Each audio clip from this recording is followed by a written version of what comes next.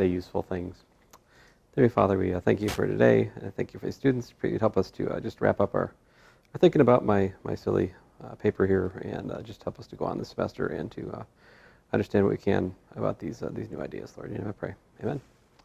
All right, so Cooper, I thought we would have we would have mercy upon you and try to help you with your thesis today a little bit, because one of the things that you have obviously punted on, and I respect, is that you're very vague.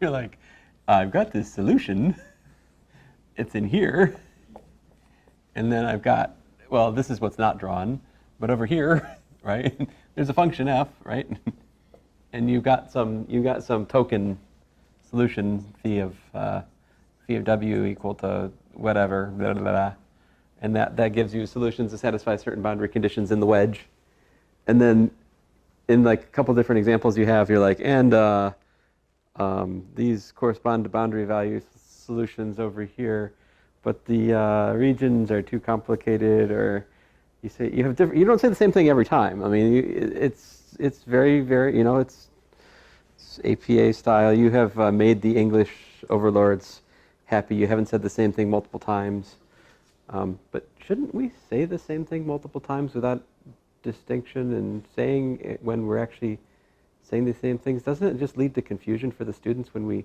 randomly use different words for the same logical constructs? I mean, actually, I think good writing style is an enemy of good mathematical writing sometimes.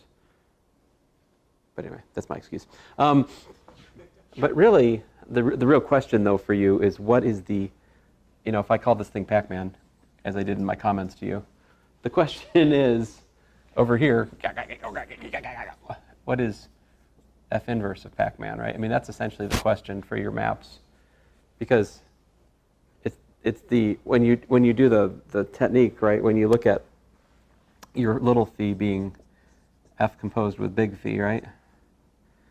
That this little phi is then a solution that satisfies the corresponding boundary conditions on the inverse image of your wedge, right?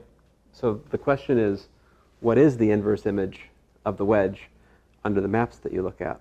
One of the maps you look at is f of z equal to z squared, right? So that's w. We could say w equal to z squared, right? So for that one, I can tell you what the f inverse of w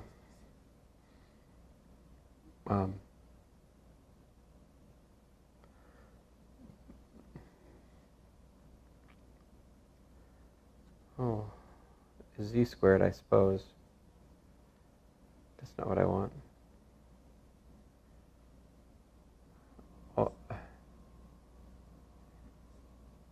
I mean z, right? My brain stops working this time of day. But that could also be written more interestingly as square root of w, yeah? So the inverse function to the square function is a square root function, right? But you guys know square roots are perilous anywhere. I mean, they're dangerous in the reals because if you feed them negative things, you get into trouble. They're dangerous in the complex because the square root function is but one of, there's not just one square root function depending on which branch you pick and so forth, right? But I happen to have sitting on the shelf over here this is at the very end of the differential equations paper. I just thought we'd start with this today, then we'll go back to the section later, and then eventually get back to what I really want to get back to is the planar vector field stuff. Stupid schedule. Anyway, so here's a formula for the square root function.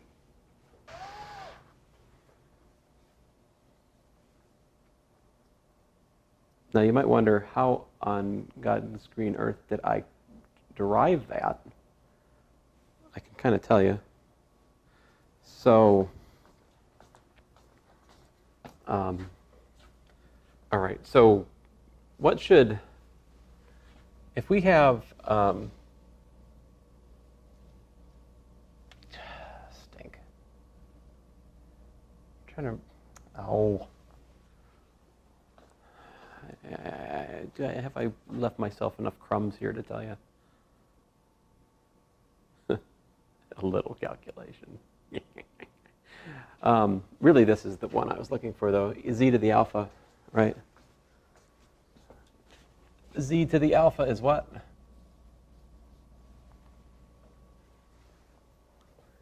E to the alpha log z, I say.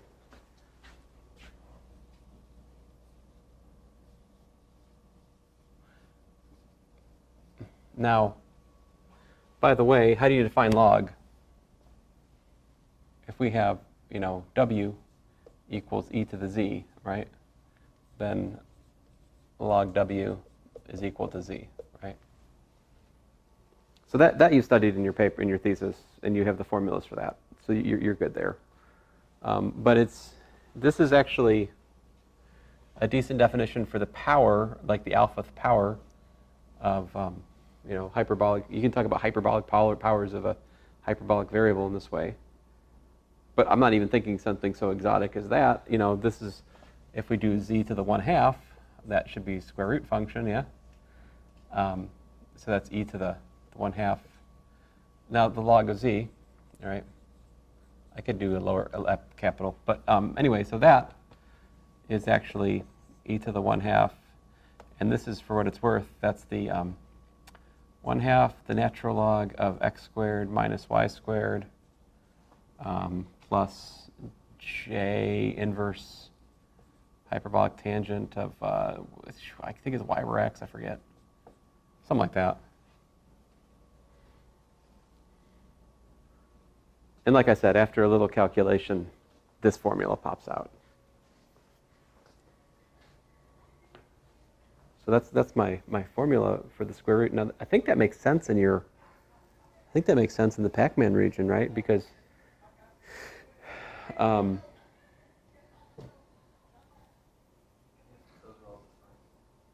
that? X squared minus y squared. We need x squared minus y squared what?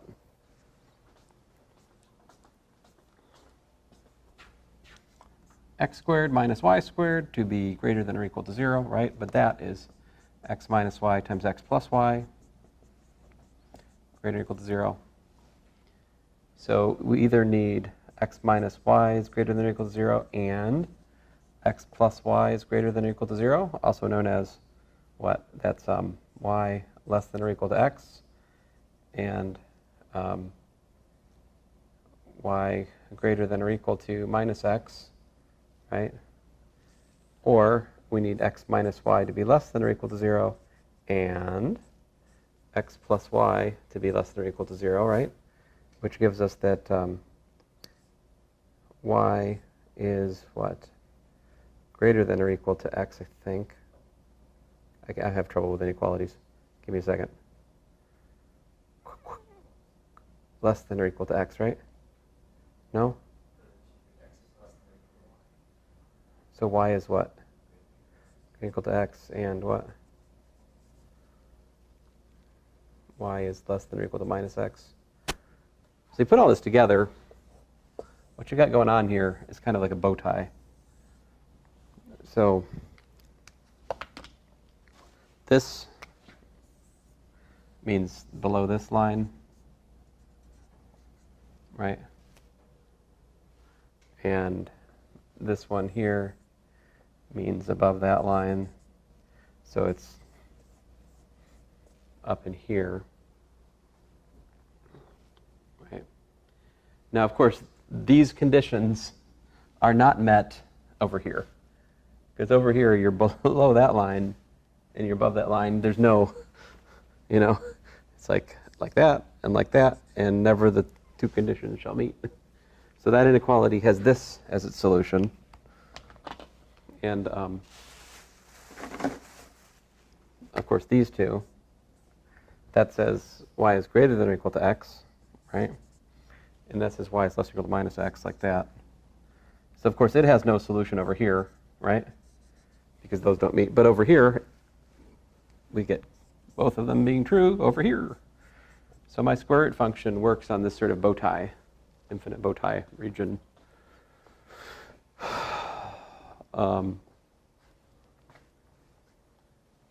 So it seems to me we could actually, have you already done this? Yeah. Do you actually know what, have you already worked out what the inverse image of the wedge looks like? Under the square. You don't think so? Okay. Because I was hoping that you hadn't. I mean, if you have and you just didn't type it out because it's like 5 pages, well, that's fine, but that's not really what I was after today. I mean, I want to help you figure out what it is. And I think we can do it together without too much trouble. That's too much. We can do it together with trouble, which is why I wanted another certain person to be here. Oh, well. Let's see here. So, all right, great. So what do we need to do?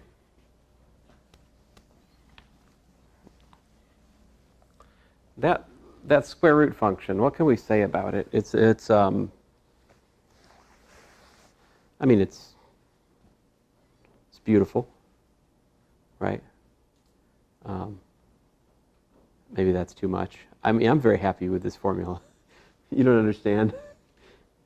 Because all those inverse hyperbolic this and that, they're all gone. It just left me with purely algebraic functions at the end. I was happy.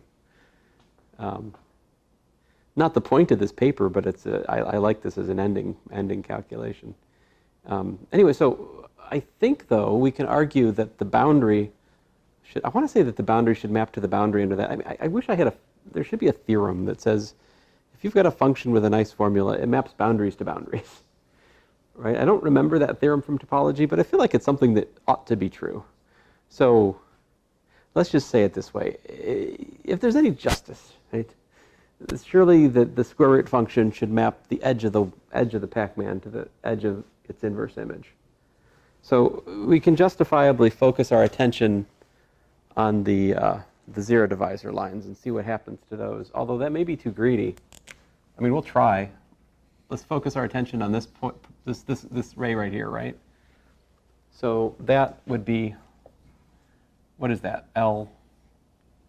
It's something like the span of 1 plus j, right? The real span. And so if we take the square root of L, what's that look like? Am I wasting my time? Like, what is x equals to what? Y equals to, so this is, x plus jy equal to some k times 1 plus j, right? So we have x is equal to k, y is equal to k. Yeah, okay.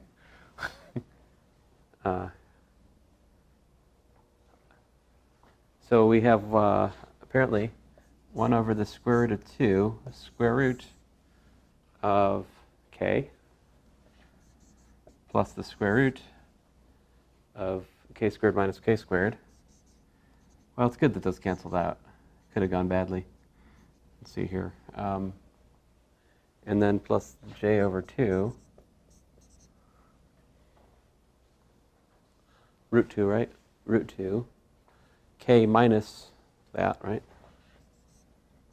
And I think by now you see it's just square root of k, right?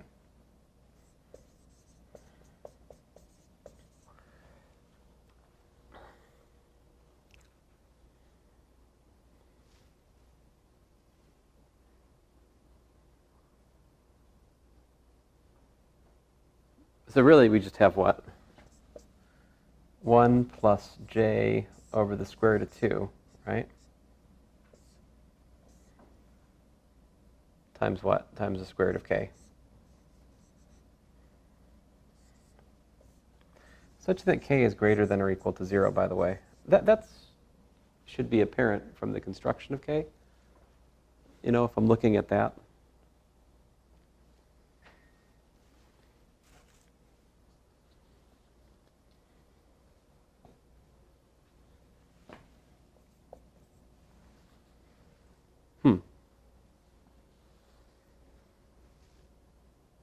What's that?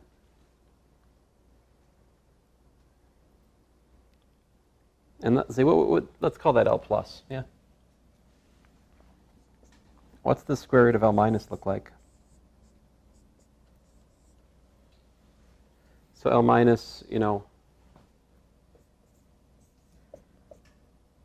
it has what? It has x equals to, you know, k, and y equals to minus k, right?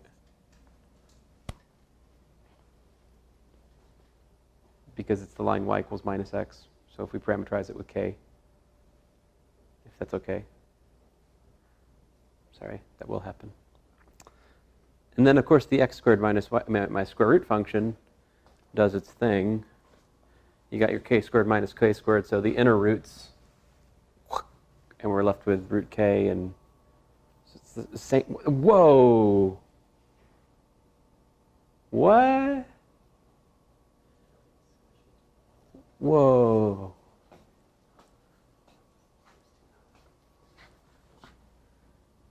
That's weird, yo. Looks like it's the same thing, eh? Hey. In other words, yeah. Ew.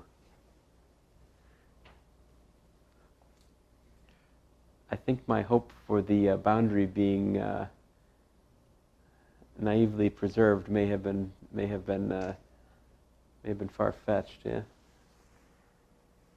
Okay.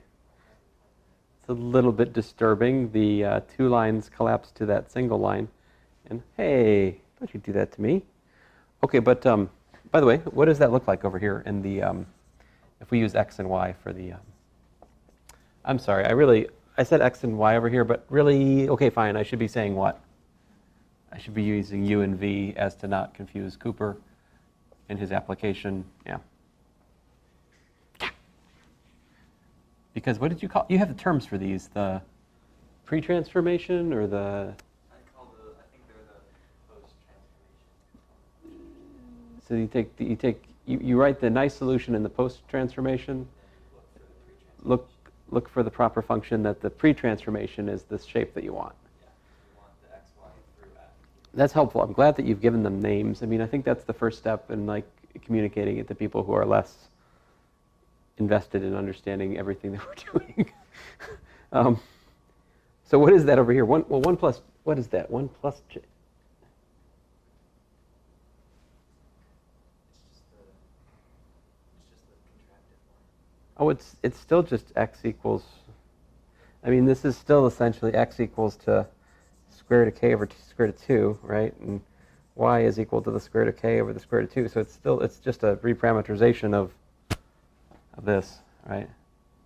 So it's It just takes each point and yeah, it exactly. It doesn't fix those lines. It does move. It does move it. What is it? Okay, so that wasn't helpful. All right, let's try the polar representation. See if that's too horrible to try to sort through. What's the you know, quote unquote? If I pick a typical point in here, right? Typical W. What's typical W look like? It look like what? Rho. E to the what? Say phi or something, yeah, for lack of a. there's no h. Yeah, because we're in that sector, so we get the sort of the most. Well, the most really looks polar, hyperbolic polar, kind of sort of. And what was rho? How does that relate to u and v?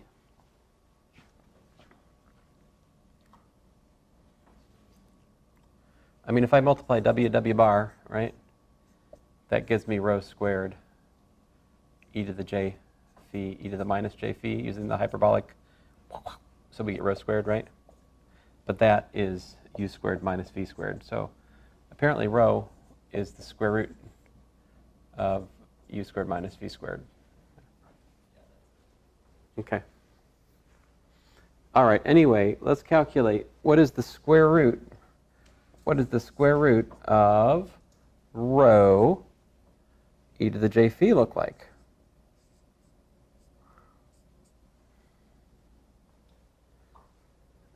I'm not sure that that's that helpful. I'll tell you what, I need to put, what's my square root function? Square root of, stink. square root, I'm gonna write it in terms of u and v. Square root of u plus j. Let me write it in terms of x and y. What are we, animals? This here, x plus jy is 1 over root 2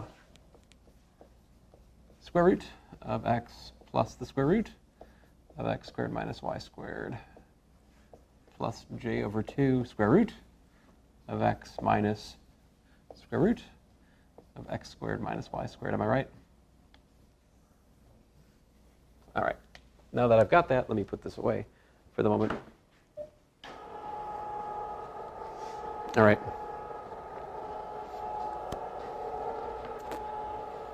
So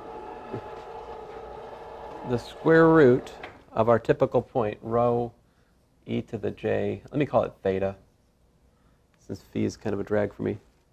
And that's actually the square root of what? Specifically, that's the square root of u squared minus v squared, right?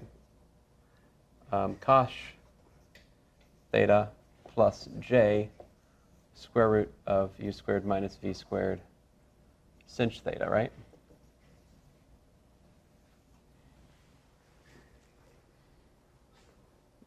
I'm not sure that that's the best course. I mean, I probably should leave it as rho. I don't think I gain anything by writing those square roots out. Right? So let's leave that as rho.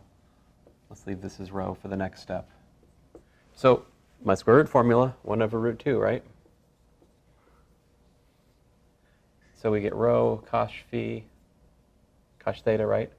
Minus the square root of what?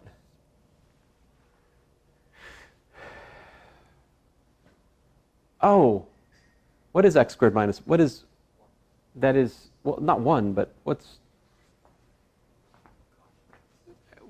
x, yeah, I mean, x squared minus y squared here is what?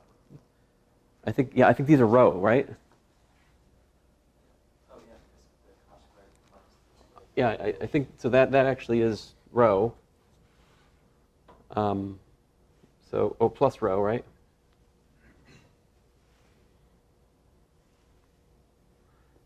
Plus j over 2 square root of rho cosh theta minus rho, right?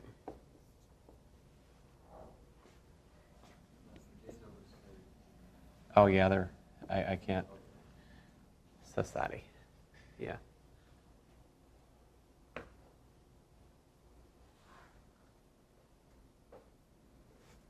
Right?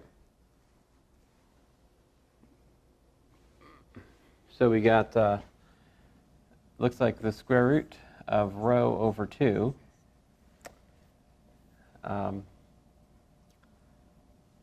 times the square root of cosh theta plus 1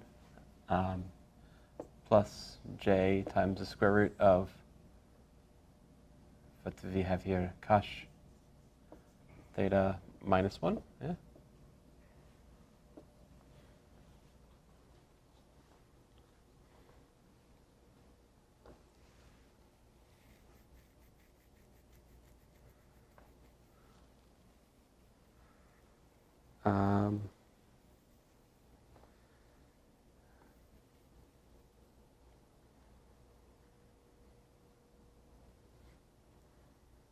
So let's see.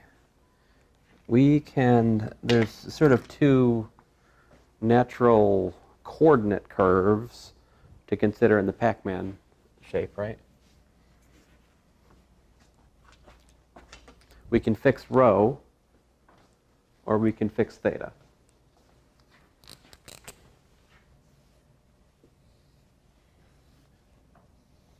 If we fix rho and we let theta vary, what do we get?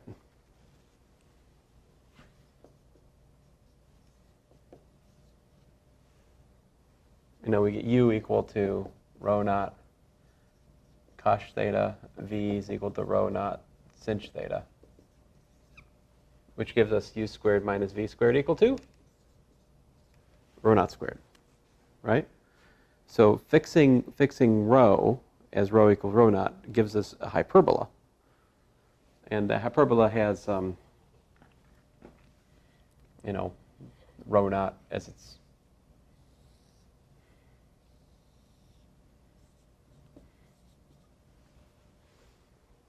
And if we are using theta as the parameter, it's oriented like this, right? Thinking the arrow's pointing in the direction of increasing free parameter theta. What happens if we fix theta in this hyperbolic coordinate system?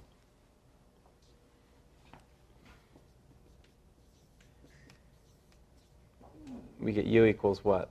Rho cos theta naught, v equals to rho sinh theta naught, right? So that gives us v over u is equal to tanh theta naught. In other words, v is hyperbolic tangent of theta naught times u. So fixing the hyperbolic angle gives us lines through the origin with slope hyperbolic tangent. So that would look something like this, right? And of course, rho goes away like that. So you get this grid, like this fan of blue lines, if you keep drawing these, and then hyperbolas. It's not a curve. It's not an orthogonal coordinate system, right? But it does give us a coordinate system of some sort in that Pac-Man region. So what I'm asking is what happens to these coordinate lines under the square root, right? Because that should give me some idea what the inverse, that should give me a better probe of what the inverse image looks like, yeah?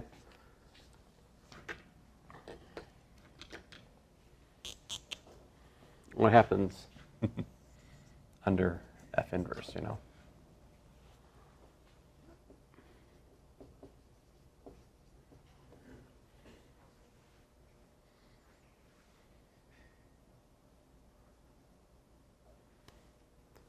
So we have equations, right? X equals to square root rho over 2, square root cos theta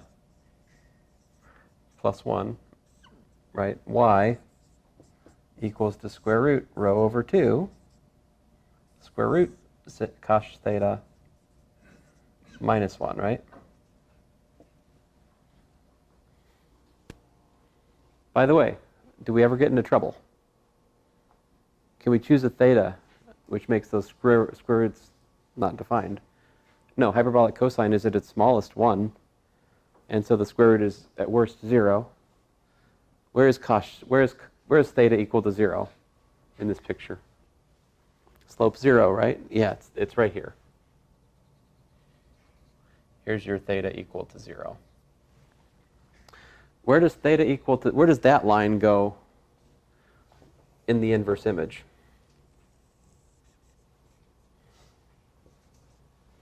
Can we at least figure that much? We've already figured out both of the y equals x and y equals minus x lines get sent to y equals x again, annoyingly. So that's great, but not not particularly helpful. That's part of it, right? By the way, this is theta equals to what? And this is theta equals to what if you want to abuse notation a bit? Infinity, right? And this is minus infinity. You may not remember this, but the hyperbolic tangent is, the graph of it looks a lot like inverse tangent, actually. It goes between minus 1 and 1. Because tangent's basically a ratio of exponential functions. So, this is explicitly e to the theta naught, I've used the naught here, so fine, e to the theta naught, e to the minus theta naught over e to the theta naught plus e to the minus theta naught, right? So if you think about the variable there, in this case I'm using theta naught as a variable for the sake of this stupid discussion, it's easy enough to see if theta naught goes to infinity, then this dominates and that's nothing, so it's 1. And if theta naught goes to minus infinity, then that's nothing. This dominates to give us minus 1, so asymptotically hyperbolic tangent goes to 1 or minus 1. So yeah, but these, both this theta, both map to that purple line down there. So 0, where did that go? I lost track of my, where did 0 go?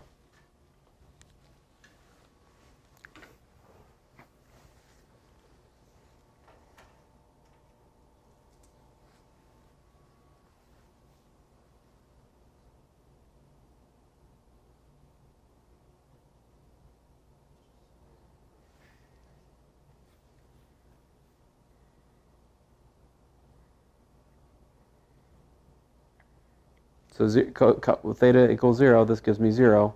So y equals 0, x equals, yeah, square root of rho, actually. Yeah, so it looks like, oh, yeah. Oh, that makes sense, right? If you take the hyperbolic square root of a real number x, what should it be equal to? It should be equal to the square root of x, yeah. So, yeah, well, I mean, so we're asking, basically this is the real axis, right? So points along this are real numbers, right? So like, for example, where does 4 get mapped to under the square root function? Maybe 2, yeah? So this is not really, we shouldn't have had to work so hard to understand that, right? Oh, Cooper, I don't have a good feeling about this. I think that your sentence that it's the vagary saying the pre-transformation is too complicated to visualize here. I think that's just, I mean, it's like Russian collusion. It sounds good on paper, but it's hard to actually find the details, you know? So.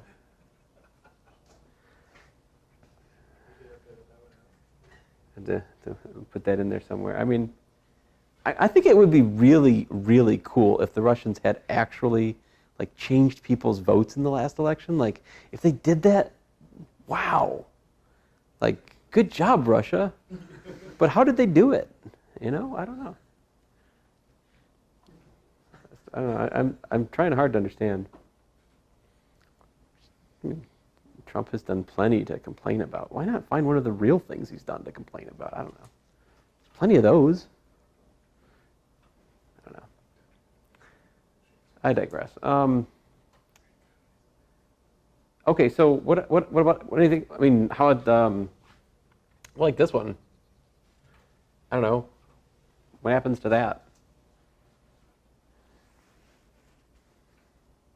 You know, whatever you want to pick. I mean, theta equal to, I don't know. I mean, what do you want to pick?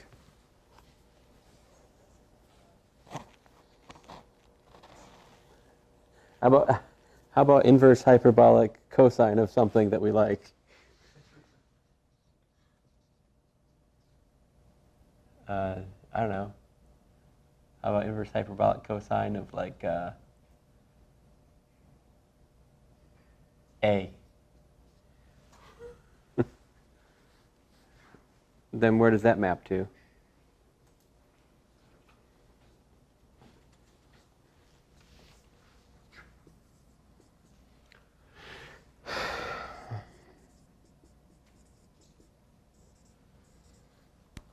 We get x equal to what?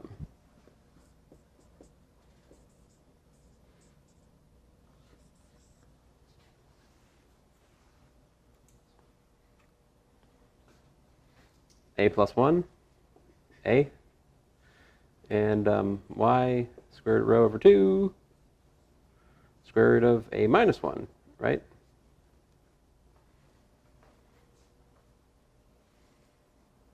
That's a parametric description of its image in the xy plane. Can you guys think of a better, I mean, how can we understand that more? Is there another way to understand that?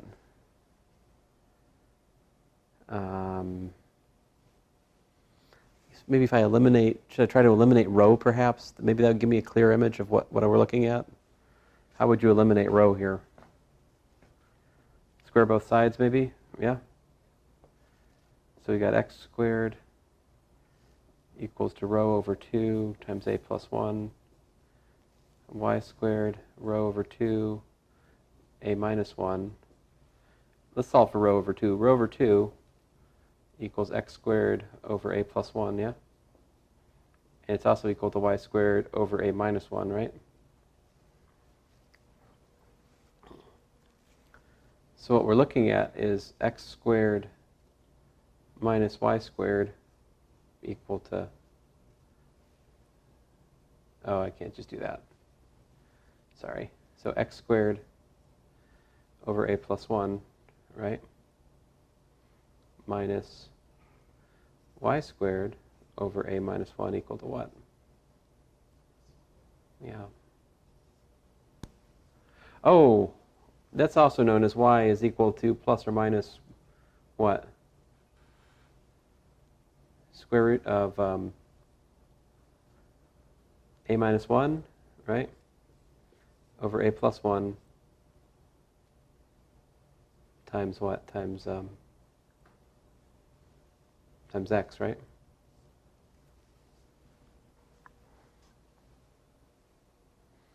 However, given the construction of x in the context here, we can throw out that extraneous minus solution, right? Because x is positive. So there you go. It is a, and what's the nature of that slope?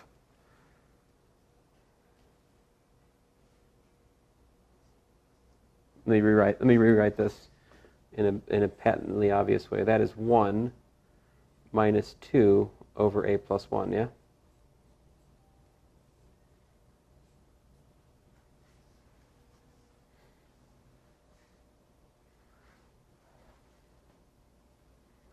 So what? If a is larger than what? 1?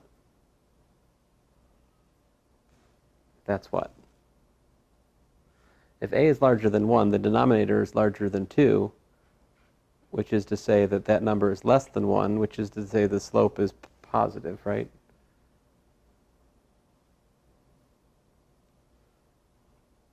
Am I wrong? I mean, you guys got to be critical of me here. If I did something wrong, let me know. Oi! Ow! My knees. That's right. I'm just trying to think about the analysis, right? I mean, like, so if A is, okay, if, for example, if A is 10, what do we get? Yeah. So it's about the square root of 0.8, something like that. For that to be 1, I would have A going to infinity, right?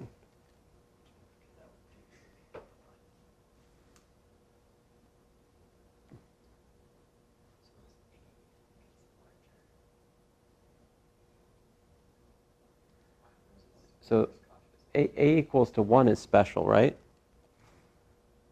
What's Cauchy inverse of 1? It's 0, right? Cauchy of 0 is 1. You can't take the inverse. A is not defined unless A is in the range of Cauchy, right? So that formula, theta is Cauchy inverse of A, only makes sense when A is larger than or equal to 1. So, oh, and for A larger than or equal to 1,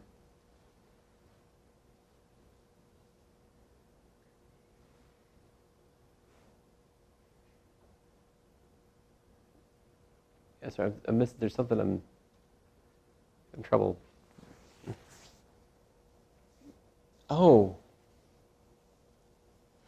Well, that, okay, so my theta equals inverse Cauchy. I have theta equals the minus infinity, right? We're not covering, so this current discussion, right, it only really is good for where? Up here, right?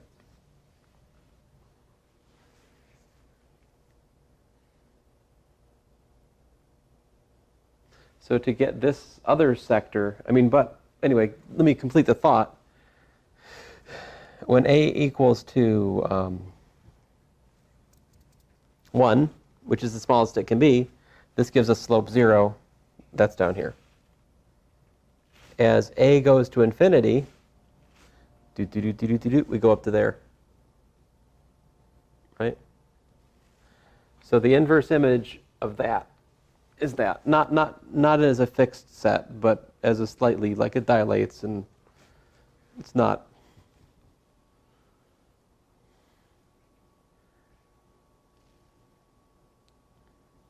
And then let's see here. What would let me pick a different color here. How about the other half of the Pac-Man wedge? What would that be?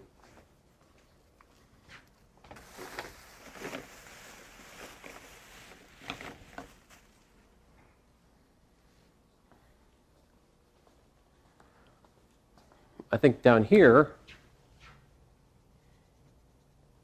that would be theta equals to minus cosh inverse of A, right? Minus cosh inverse of A. Those are negative angles down there. And the thing about cosh is what? Cosh is an even function, right? So this analysis, same song and dance. So this piece right here, right, it's still, you know, when A is equal to 1, cosh inverse of 1 is 0 minus, so like this still maps that to that. And as you swing down to here, you swing up to there. So the square root function, it takes the Pac-Man wedge and it double covers this sector here is what it does. It covers this 2 times.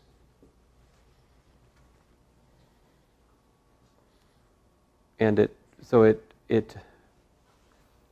I guess basically it's a fold, right? What it does is you could think of it this way. It takes this wedge and it takes that and it folds it up to there, something like that. And then it smushes it also. And that's why the 2 boundaries become 1, because they get folded to the same boundary, the y equals x and the inverse image. And a new boundary is created, so you can see my naive topological theorem about nice functions is just wrong. Boundaries can appear where things that were not boundaries before can become boundaries in the inverse image. We just saw that, right? I should remember, this would make a fantastic advanced calculus question, right? I start out with a misleading statement.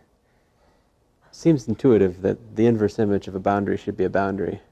Consider this formula.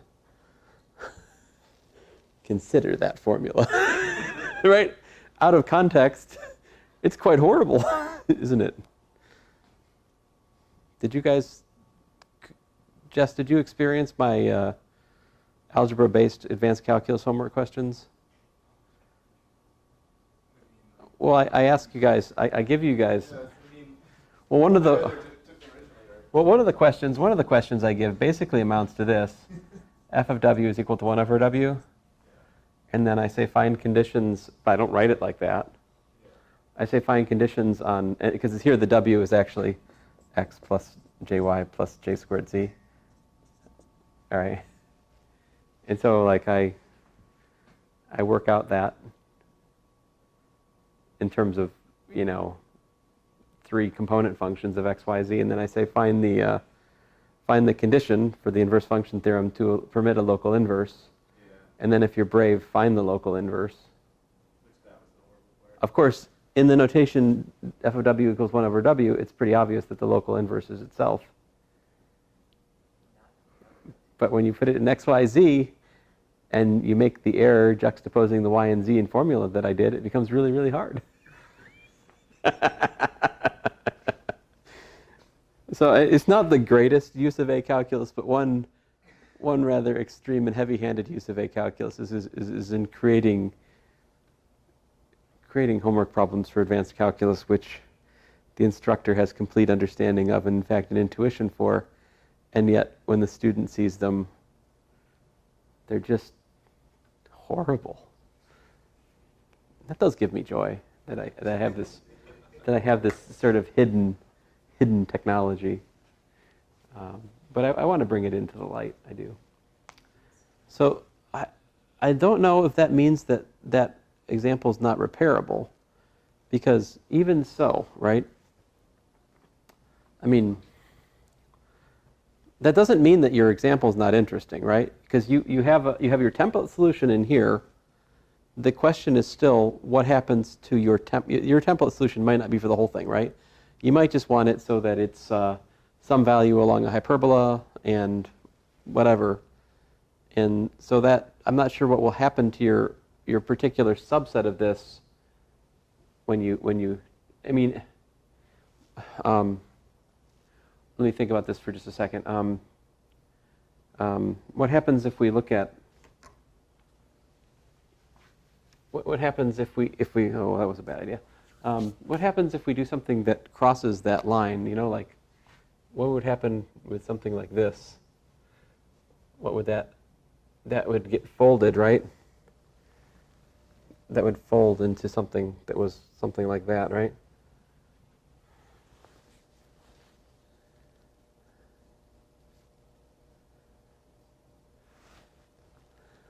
So I'm not sure what happens with your template under the inverse image still.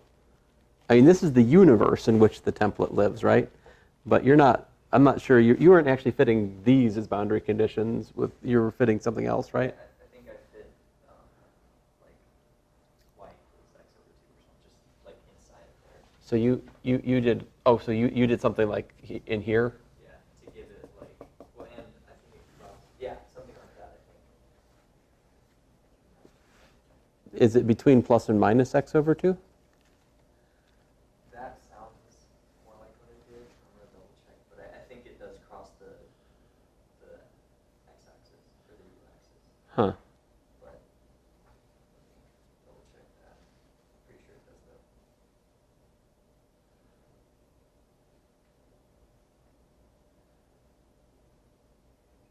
Well, in this paper I don't. In the other ones I have things that cross both. Okay. Is that specifically? Yeah.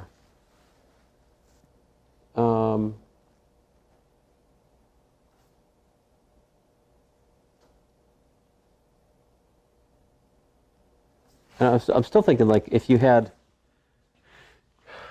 it might be interesting if you had something that fixed, like this value here. I'm sorry, other way around. If it fixed, say, like that, and then like this, so you're finding the solution in this like hyperbolic band. That would then give you some kind of, that would give you something that would be on, you know, I'm not sure exactly what it is down here. It's like half a hyperbolic band, you know? Yeah, I have templates for that band now. That's one of the ones I did. I'm not sure. What I'm wondering though is the inverse image of your hyperbolic band solution yet another hyperbolic band solution, or is it something that's a little bit like, is the smushing deforming the band, or is it not? If it's not deforming the band, this example really isn't interesting in the sense that it's just one of your existing easy solutions. But if it squishes the hyperbolic band to something that's not strictly a hyperbolic band, then all of a sudden you've got something that you didn't before, and so it's still interesting. I don't know without further study. Anyway, I thought it would be good to go through this thought process for you because that's what's missing. That's my main criticism, is that you should try to like sort through those. Yeah, that's it though. Largely, it's as good as it can be, given the I don't have strong enough words. The style guide that you're forced to submit to. All right, so guys, what I want to spend the rest of today talking about is, now in the paper I have less exciting things. Section 5.1. Well, that's not true. I mean, Section 5.2 is actually very interesting. In Section 5.2, I showed how to solve differential equations using over an algebra if you have an isomorphism to another algebra. That can be very interesting. In fact, we use that technique to solve the degenerate one. Essentially, well, no, that's not quite honest, but isomorphism is a very useful technique. Like using isomorphisms to take your problem map it into the other algebra, which is easier to study that question and solve it there and then map it back. Very useful technique. But this, I think, is really the thing I'm most proud of, so I'd like to spend 20 minutes talking about it. And here here we really see the genuine synthesis of both abstract algebra and advanced calculus. Like, it really uses both. And my years of teaching differential equations, they all kind of came together here for me. I was very happy with this result. So the first thing is, what am I trying to solve? I'm trying to solve the nth order A-ODE. All right, so the problem that I'm trying to solve is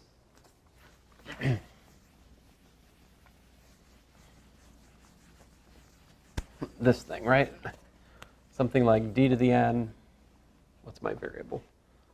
I guess I haven't used letters yet, but d to the n plus, an minus 1, d to the n minus 1, plus a1d plus a naught, that acting on w, let's say, equal to 0.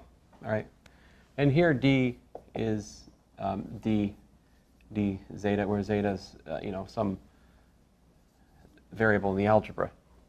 So this is an nth order differential equation of the algebra. I'm assuming that these are constant coefficients.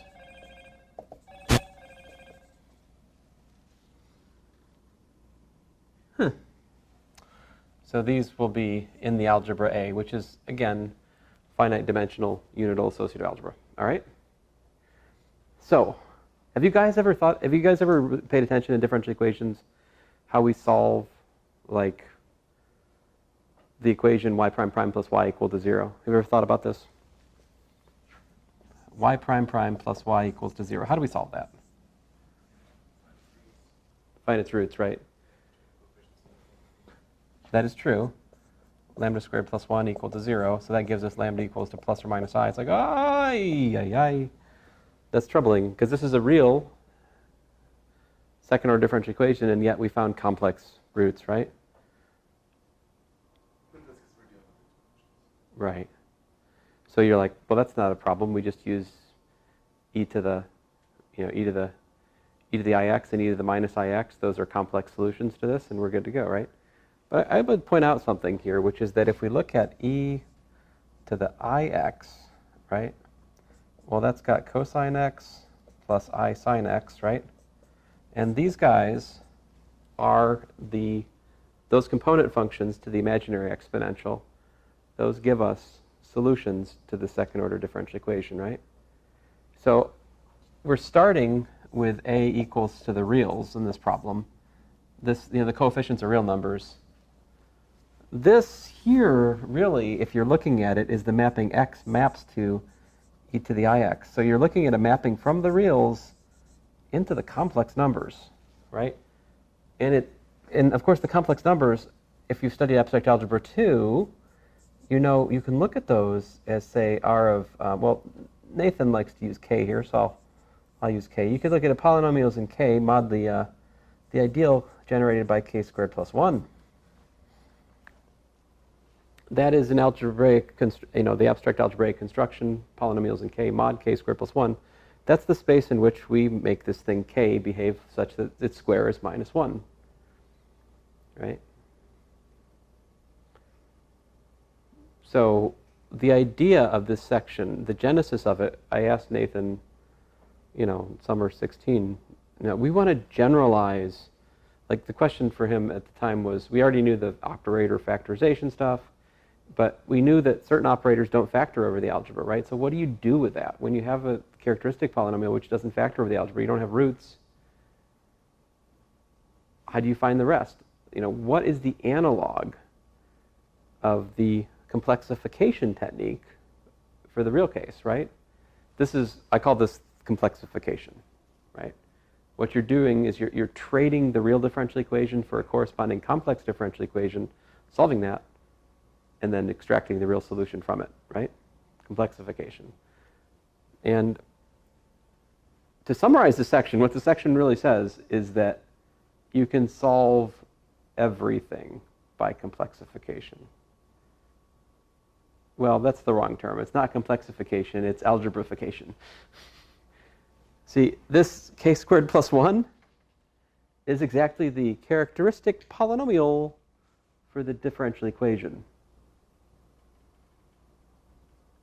So we're creating a space in which the 0 exists for this. K is the 0 for that equation. Sometimes this goes under the name of Kroneker's theorem in field theory. You know, you take polynomials, mod an irreducible polynomial, you get a field in which that irreducible polynomial has a 0. It's basic extension field stuff, but I'm not building fields here, I'm building algebras. Because we're not modding by an irreducible necessarily. I mean, that happens to be a field. But what I'm about to show you here won't usually be a field, right? But before I can do that, I have to see there's something going on here, which is I'm really looking at a function from the reals to the complexes, right? So to generalize this idea, I have to describe how to look at a path from the algebra, from a given algebra, to what I'm denoting by, I think, A prime. All right. So A prime is going to be this extension algebra. An extension algebra is an algebra which includes A as a subalgebra in its center, right? I mean, it includes A as a subalgebra, but it has more, right? So in the extension algebra of A prime, we can multiply anything in A prime by A. That's a meaningful thing, right? A is also meaningfully seen as a subset of A prime. So it's just like the idea of extension field, except with an algebra. So there's no assumption of commutativity. There's 0 divisors. It's a mess. But the extension idea is essentially the same. So here it is. Suppose you have an extension algebra, and I'm a little bit greedier than that too. I want to look at the possible extension algebra having the form of being a direct sum of A n-fold times. So essentially, the extension algebra I'm looking at is essentially the Cartesian product of an. Right? And I want to look at that. Of course, is an A module, meaning that it's it's a set in which we can multiply A, elements of A on it in a natural way. It's like a vector space over A, except I shouldn't say vector space because A is a ring. So if I have a function from U to A prime, then we can break it into component functions, the first, second, nth component functions, right? Those will separately be functions from A to A. In particular, they'll be functions from an open subset of A to A. I use U for an open subset to keep myself out of trouble. So what do I mean by a function from A into A prime being a differentiable? To make an analogy, that's much like the question of what does it take for a path from the reals into a space to be differentiable? It means that each of the component functions of the path is differentiable, right? So each of the component functions of this here the parameter is an algebra variable. So we're looking like an algebra path, something like that. And so for that path to be differentiable means each of the component functions has to be differentiable in the sense of being differentiable over the algebra. That's what I define here. And more than that, the derivative is simply component-wise differentiation of the... We're still not really doing genuinely multi-algebra variate calculus here. We're talking about one algebra variable differentiating in the range. I mean, you have a bunch of functions, one for each component in the range, but it's much like doing, real calculus of complex valued functions. We could do that in calculus 1, right? It's not really a multivariate. It's all happening in the range. Anyway, so that's the definition. And then let me find my laser. So what next here?